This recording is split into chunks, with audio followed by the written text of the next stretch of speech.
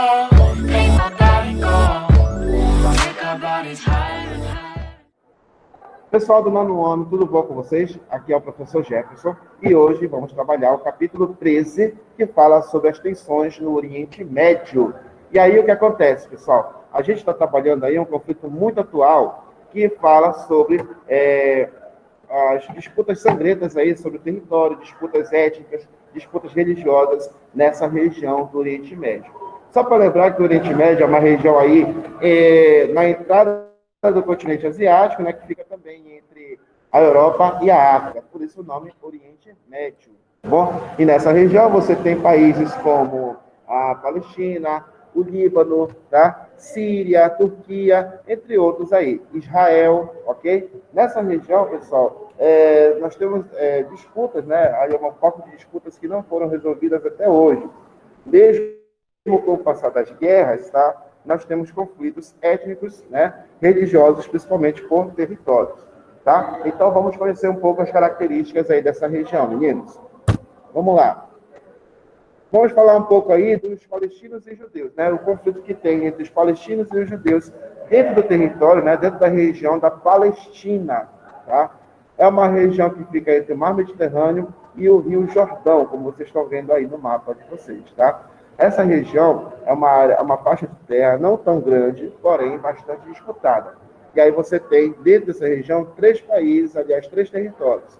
O Estado de Israel, que foi criado recentemente, ok? A faixa de Gaza e a Cisjordânia, tá bom? Percebam que o Estado de Israel está entre a Cisjordânia e a faixa de Gaza, que são estados palestinos, tá? E Israel está bem no meio desse país, desse povo aí, né? Então, veja bem, o que causa o conflito nessa região é justamente a presença de Israel nesse território. Vamos lá. Então, quando a gente fala em faixa de Gaza, né, vamos falar dos territórios aí separados.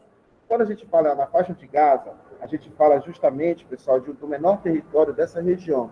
Porém, mesmo sendo um pedaço pequeno do território, há uma alta densidade demográfica, ok? E quem habita a faixa de Gaza são justamente os palestinos, esses palestinos que já estavam antes da criação do Estado de Israel, tá? Por muito tempo e até hoje, a faixa de Gaza é um palco de disputas entre os judeus e os árabes, no caso os palestinos, tá? E a todo momento há conflitos. A faixa de Gaza está sendo constantemente vigiada pelos israelenses e aos poucos, mesmo sendo um território pequeno, a faixa de Gaza, Israel tenta tomar a todo momento terras aí da faixa de Gaza, tá? Passou por muito tempo sendo controlada por Israel, mas em 2007 o Estado fundamentalista Hamas, né, que é um Estado de característica islâmica, passou a controlar esse território, ok? É uma região pobre, como eu disse para vocês, vigiada pelos israelenses, não tem acesso a produtos como tecido, como tecnologia, né? Somente produtos básicos como alimentação, tá? E também produtos de consumo. Mesmo sendo uma região vigiada, e por causa disso também, você encontra a construção de túneis, né? Justamente para manter contato com outros povos fora dos olhos de Israel, que é uma região que está em constante conflito com esse país judaico. Vocês percebem, pessoal, que muitas das vezes aparecem nos jornais ataques terroristas, né? Bombas lançadas aí na faixa de Gaza, porque é uma região muito tensa, onde o Estado de Israel tenta dominar essa região, mesmo ele sendo de origem palestina, tá bom? Essa é a faixa de Gaza. Nós temos aí também o Estado de Israel, um país criado pela ONU em 1948, após a Segunda Guerra Mundial. Por que foi criado o Estado de Israel, né, e por que nessa região? Né? Primeiramente, foi criado para abrigar os judeus espalhados pelo mundo. Até então, os judeus estavam sendo hostilizados e era um povo sem território. Era uma nação aí que foi desapropriada, que se espalhou pelo mundo desde a época da Antiguidade, né, com os hebreus e depois os judeus, ok? E após as hostilidades que eles sofreram na Segunda Guerra Mundial, principalmente pelos nazistas, tá?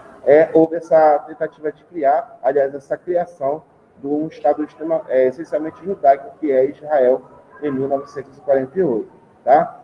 É um território de maioria judaica, como eu falei para vocês, e detém, mesmo sendo numa região assim, bastante tensa, né, detém uma tecnologia de armas nucleares apoiado pelos países desenvolvidos, apoiado pela ONU e principalmente pelos Estados Unidos aqui nessa região. E é por isso, pessoal, quando se tem conflito, os Estados Unidos intervêm aqui a favor de Israel, fornecendo armas, fornecendo soldados e assim por diante. Tá? Percebam que a capital de Israel, aliás, a cidade de Jerusalém, perdão, é uma cidade que está na divisa entre Israel e a Cisjordânia. Guardem essa informação que vocês vão entender daqui a pouco o que eu quero dizer com isso aí. Tá? Que é um dos motivos do conflito também. Veja bem, galera. E aí, falando do terceiro país aí dessa região, a Cisjordânia.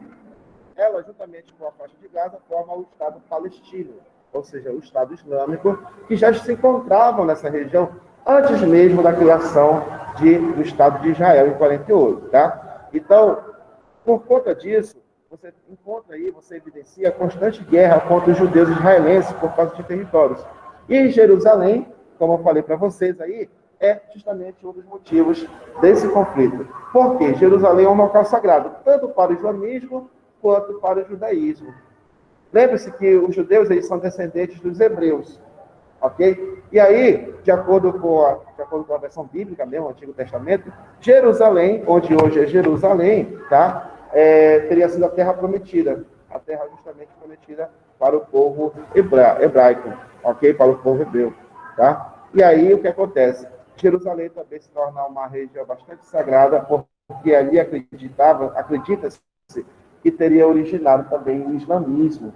Então, por isso que Jerusalém é mais disputada. E por ser, digamos assim, um ponto em comum entre eles, né, até pelo cristianismo também, ela é considerada uma cidade internacional. Não é nem de um, nem de outro. É de todos aí.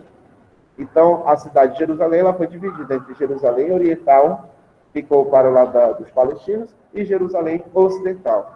Ok? O que acontece é que, mesmo com a parte ocidental, o Israel também quer dominar a parte oriental, que pertence aos palestinos. E aí você entende aí um conflito entre eles.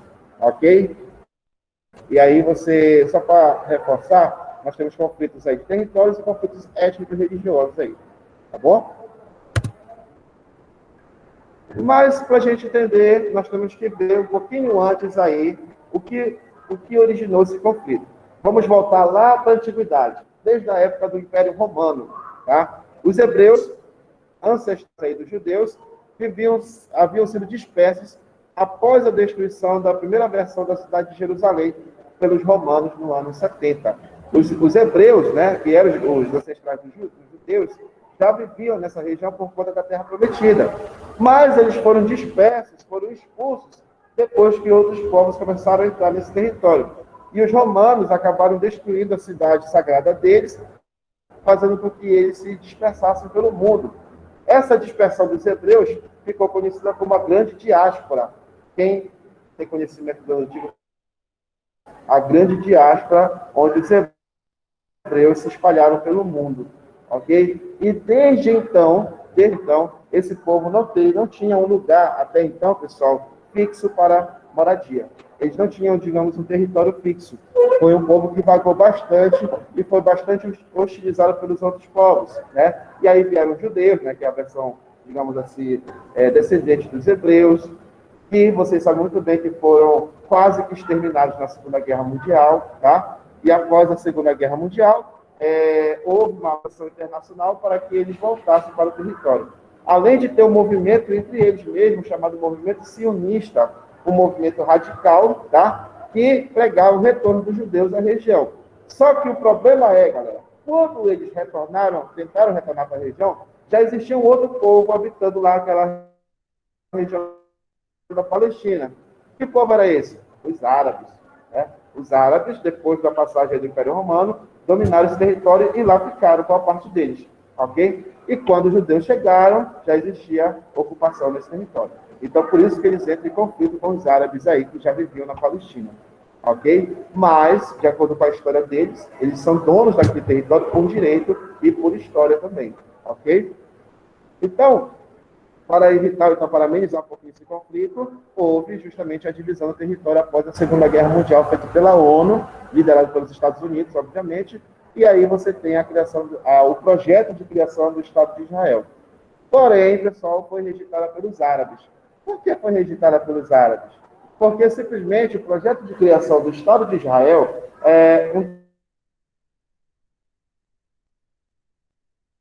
os territórios da Cisjordânia e da faixa de Gaza para os palestinos eram territórios pequenos para uma grande população árabe dessa região. E depois que Israel foi instalada lá, os israelenses começaram a expandir mais ainda o território, ou seja, aumentando mais e pressionando mais aí o território dos palestinos. Tudo bem aí? Tranquilo? Então, por isso que foi rejeitada pelos árabes. Mesmo assim, tá? O Estado de Israel, ele foi criado em 1948, tá? Então, você tem a proclamação de um Estado essencialmente judaico para os judeus, que é o Estado de Israel, pessoal. E aí, em contrapartida, em resposta, você tem a formação de uma aliança militar árabe, formada pelos países como Líbano, Síria, Iraque, Egito e a atual Jordânia. O objetivo era justamente evitar essa criação e então combater os judeus nesse território, mesmo com o Estado de Israel já novamente criado, tá? Acontece em 1948, no mesmo ano da criação do Estado de Israel, a Primeira Guerra Árabe-Israelense. Só que os árabes acabaram sendo derrotados, os palestinos acabaram sendo derrotados, perdeu parte já do território que sobrou para eles, ok? Muitos foram mortos e os que ficaram ainda no território lá de Israel foram subjugados, tendo que trabalhar para os israelenses. Os israelenses ganharam esse primeiro conflito porque tiveram apoio de nações, de potências como os Estados Unidos, ok? E os árabes acabaram sendo subjugados por eles. Ou seja, depois desse primeiro conflito entre os árabes e os israelenses, o Estado de Israel se expandiu mais ainda. E os estados palestinos, os territórios palestinos, ficaram mais pressionados, menores, ok? Mas não foi só esse o único conflito, tá? Você teve depois, na década de 60, a Guerra dos 6 Dias, que houve a ocupação do israelense dos territórios palestinos, tá? E Israel começou a se expandir também não só para a faixa de Gaza, mas também para a parte do Egito, de um lado, e para a Síria, do outro, que são países que fazem fronteira lá nessa região. Tá bom? A guerra de Yom Kippur, que significa o perdão para os judeus, tá? Aconteceu na década de 70, e aí foi necessária a intervenção da ONU para que o conflito aí cessasse, ok? E, mesmo assim, viveu em grande tensão aí, mesmo eles não entrando no conflito, um vivia vigiando o outro desde então, tá? Na década de 80, houve novamente um levante palestino, ok? Contra a ocupação israelense chamada Intifada. Só que, novamente, Israel consegue manter-se resistente por conta da ajuda que se tem dos Estados Unidos. Eles não perdem esse levante, tá bom? Então, sucessivamente, com o passar das décadas aí, esses conflitos acontecem até hoje, acontecem conflitos diretos aí, que a gente evidencia aí quando a gente assiste jornal, vê televisão, vez ou outra tem notícia aí de ataques, ou do lado dos israelenses para os palestinos, ou dos palestinos para os israelenses. Tá? Então, só para a gente resumir, 2 motivos que vocês podem tirar essencialmente aí. Território, Israel está crescendo demais, os palestinos estão diminuindo, e religião, disputa pela cidade sagrada de Jerusalém. Tá bom? Então, veja bem. Esse mapa eu trouxe para vocês aí que vai aparecer, tá? Mostra justamente a divisão da Palestina proposta pela ONU em 47, né? A divisão da região tida como sagrada para os 2 povos.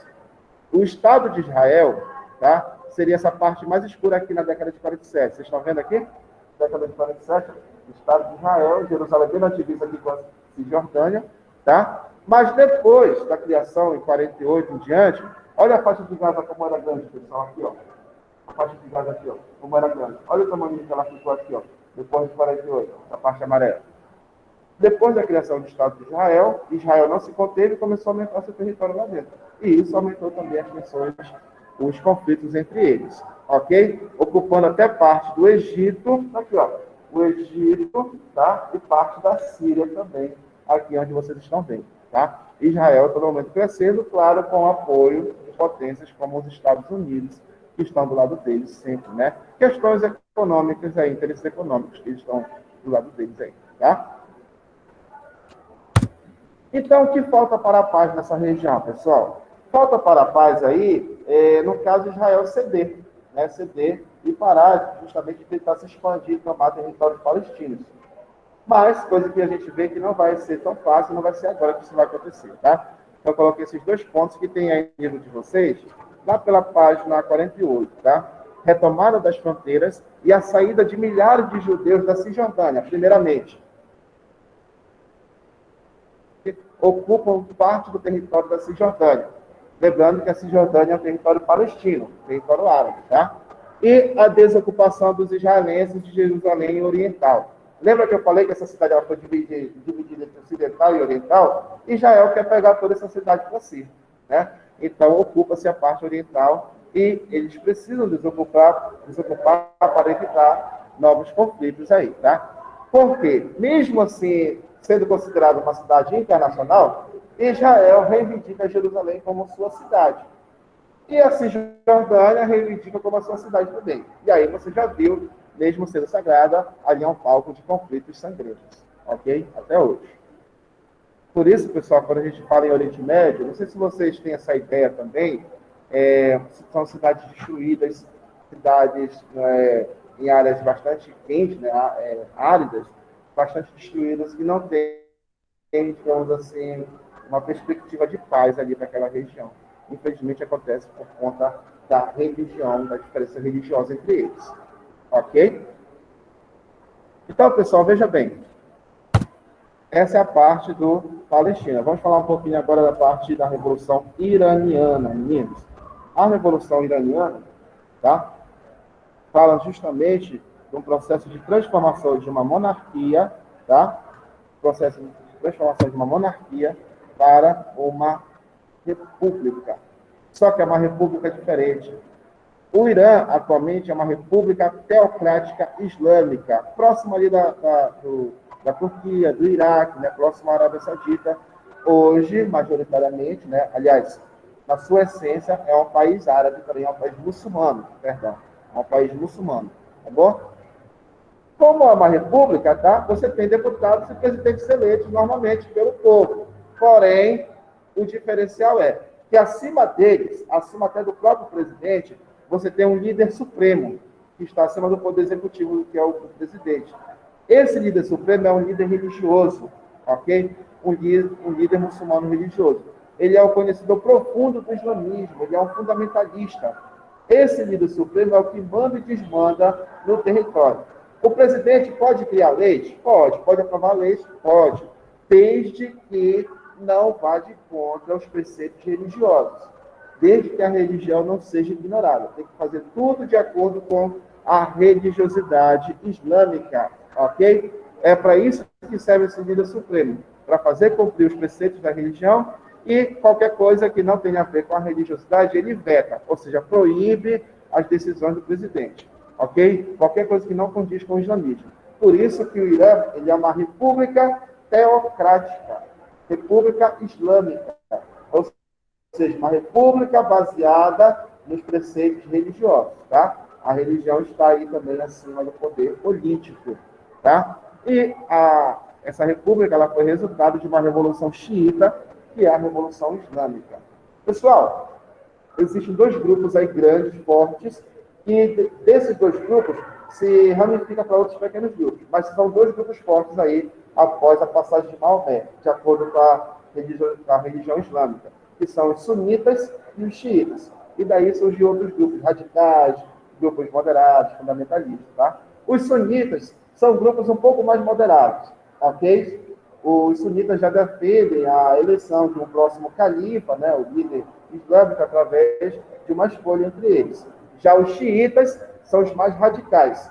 Eles já defendem, né, o califa a partir da sucessão, né, de transferência de poder hereditário, ok? Descendente de Maomé e assim por diante.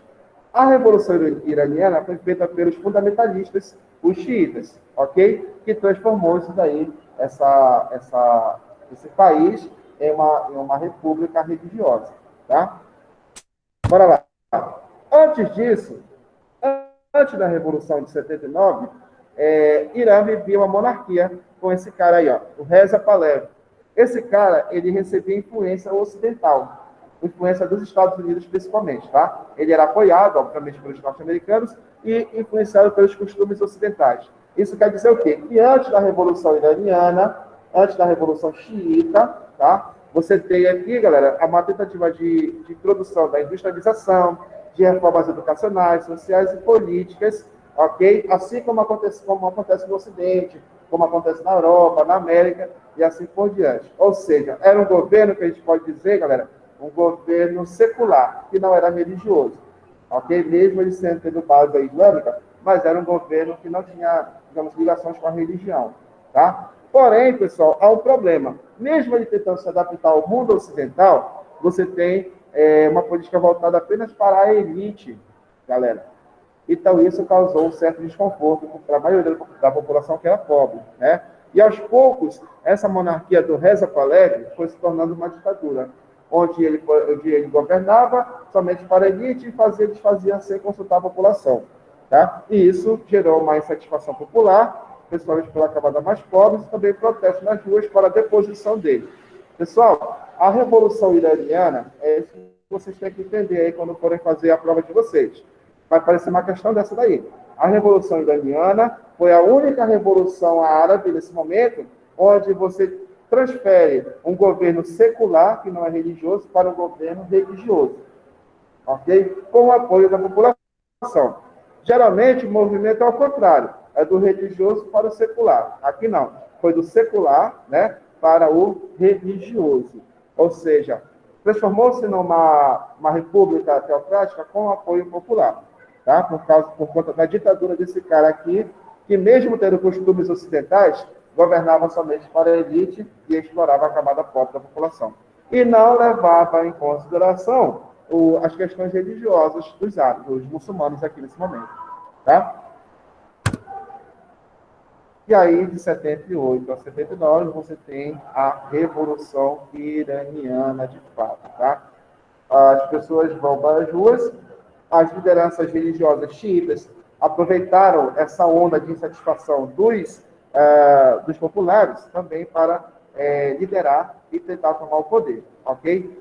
Teve o apoio da camada mais pobre. Contra esse processo de ocidentalização, a própria população não queria essa ocidentalização, porque interferia nos costumes árabes, nos costumes islâmicos, ok?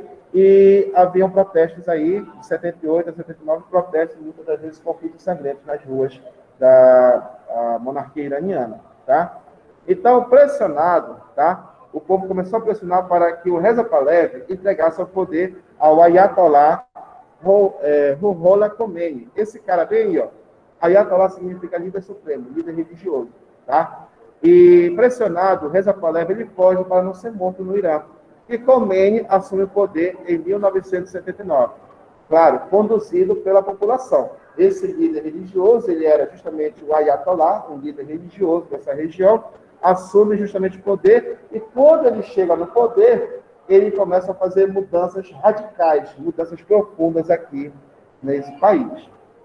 Como, por exemplo, as mulheres. As mulheres, nessa época, poderiam se vestir da maneira que quisessem, poderiam estudar, né? Mas quando ele chega ao poder, isso muda. Agora, tudo com base no Alcorão, no livro sagrado deles, tá? Bora ver essas mudanças, rapidinho. Olha aí, ó. Para a gente finalizar nossa aula de hoje. Foi fundada a República Islâmica do Irã em 1979, tá? Onde, inicialmente, houve a prisão e execução de pessoas ligadas ao antigo regime. Qualquer tipo de oposição também não foi aceito, tá? Havia perseguições esquerdistas e defensores também de ideias seculares, ou seja, de ideias não religiosas. Primeira coisa que se fez, algo que a própria população também queria, tá? O combate aos costumes ocidentais e a influência dos Estados Unidos naquela região. Pessoal, vocês compreenderam por que os Estados Unidos estão presentes aí nessa região do Oriente Médio? Por interesses econômicos, principalmente porque ali essa região é um grande produtor de petróleo, ok? Então, a todo momento, os Estados Unidos têm que intervir na política desses países, na soberania, na autonomia desse país. E muitas das vezes, alguns países aceitam, outros não. É o caso do Irã, que não aceita essa interferência dos Estados Unidos, tá? As mulheres, como eu falei para vocês, ó, Antes da Revolução Iraniana, olha só essas mulheres aí, ó, vestidas com costumes ocidentais, né? Olha aí, ó, lendo livros, né? Tendo acesso à educação. Elas poderiam votar nessa época, tá? Tinham o direito também de escolher seus maridos, coisas que os ocidentais fazem e que é diferente dos árabes. Depois da Revolução Iraniana, depois que o Khomeini assumiu o poder, tá? Ele acaba mudando isso daí. Elas agora elas seriam obrigadas a usar véu sobre a cabeça em lugares públicos, ok? Não poderiam frequentar espaços públicos mesmo dos homens, coisa bem radical mesmo do islamismo, tá? E esse aqui são alguns exemplos aí. Proibição da música secular, desculpa, qualquer música que não tivesse a ver com a religião foi proibida, e castigos físicos para qualquer pessoa, seja ela homem ou mulher, que desobedecesse às regras do Alcorão, do livro sagrado dos muçulmanos. Ok? Castigos físicos e castigos públicos também, né? Eles apanhavam, as mulheres apanham, né? Hoje, muitas das vezes em praça pública, tá? Caso ela desrespeite o marido, caso ela não siga as ordens aí do governo iraniano, do governo religioso iraniano. Ok? Perfeito aí, pessoal? Então, essa revolução ela foi justamente para uma monarquia que estava se ocidentalizando para uma república extremamente religiosa, tá? Extremamente teocrática aqui nesse momento, tá? Então, a gente vai ficar nessa primeira parte do capítulo aí da Revolução Iraniana. Quando for na próxima aula, a gente vai falar um pouco da guerra entre o Irã e o Iraque também no Oriente Médio, aí na página 51, tá? Espero que vocês tenham compreendido e nos vemos numa próxima aí. Tchau, tchau, meninos.